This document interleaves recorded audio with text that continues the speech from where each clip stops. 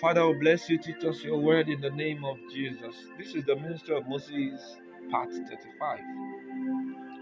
Still on the building of the temple, which God commanded his people to attend to. Let us consider Exodus 28 from verse 1 to 3. And take thou unto thee Aaron thy brother, and his sons with him, from among the children of Israel, that he may minister unto me in the priest's office, even Aaron, Nadab, Abihu, and Eleazar, Ithamar, which are the sons of Aaron. And thou shalt make holy garments for Aaron and thy brother, for glory and for beauty. And thou shalt speak unto all that are wise hearted, whom I have filled with the spirit of wisdom, that they may make Aaron's garment to consecrate him, that he may minister unto me in the priest's office. Now, God began to select those that will minister unto him as priests when the temple is finally built.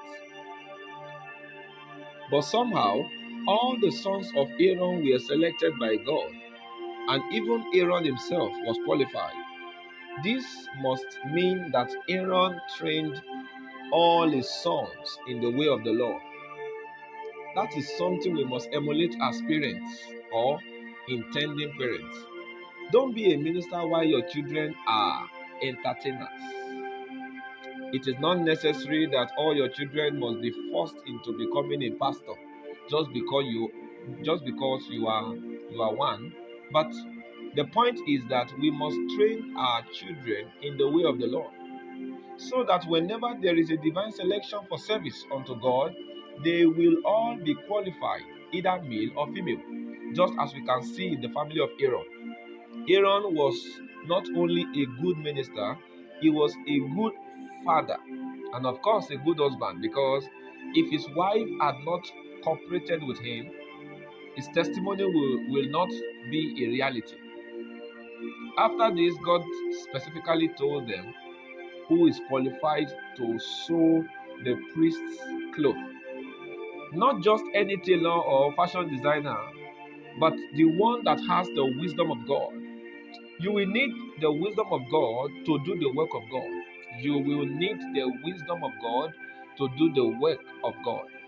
God's work will be hard and frustrating if you choose not to do it with God's wisdom. God's work requires God's wisdom. You must understand that. The Lord also said that the clothes should be sewn for glory and for beauty. Now, there's a difference between a designer that have the wisdom of God and the one that does not have. Not every designer sew for glory, but it is easy to sew for beauty.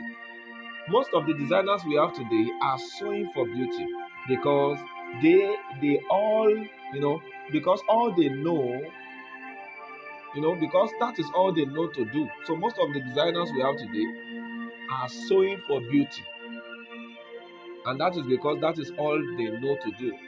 It is very easy to sew for beauty because all you need is just the exact measurement and experience.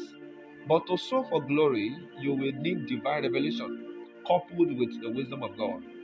I could remember some years ago, one of my sisters who was a fashion designer sewed a cloth for me. It was a surprise gift. I was not even aware of the fact that she was doing such a thing. When I got the clothes, I put it on, and suddenly my priesthood office was activated. Then I knew that clothes, I knew there is something strange about the clothes. Then in those days when those things happened, I'd never, come into the understanding of sewing for glory and sewing for beauty. I just thought that all clothes are to be sewn. I don't know, there is a difference between something that is sewn for glory and something that is sewn for beauty. I can boldly say now that the clothes that was given to me then was sewn for glory and for beauty. For glory, because whenever I put it on, my priesthood dimension switches on. automatically. And for beauty, because the material of the clothes is durable and it looks good on me. Now, if you are listening to this audio and you are a fashion designer, I challenge you not to only sew for beauty. You should learn to sew for glory. This is what will show if you have the wisdom of God or not. If you sew for glory, the owner of the clothes will feel it because it will activate a spiritual dimension in the person. If you also sew for beauty, the owner will also feel it because it will activate self-consciousness. If you sew for glory, God's consciousness will be activated. But if you only sew for, if you sew for glory, God's consciousness will be activated. But if you only sew for beauty, then self-consciousness will be activated. That is why when you put it on, you will want to stay where everyone can see you because you are more conscious of yourself than even God. This is the code. You can sew for beauty and not sew for glory, but you cannot sew for glory and not sew for beauty. Sewing for glory does not mean that you should wear oversized clothes and start looking like a bag of rice. No, that's not what I'm saying.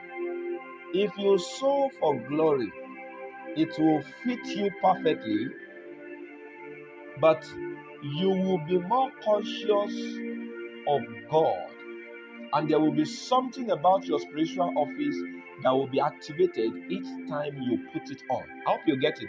So when you sew for beauty, you become more self-conscious. But when a cloth is sewn for glory, sewn by the wisdom of God, each time you wear such clothes, you sense spirituality around you. Something about you just gets activated. Some of you understand what I'm saying better. I pray the Lord will help us, and I pray we open the eyes of our understanding to see deeper in the name of Jesus. This is the wisdom of God. Don't sell it.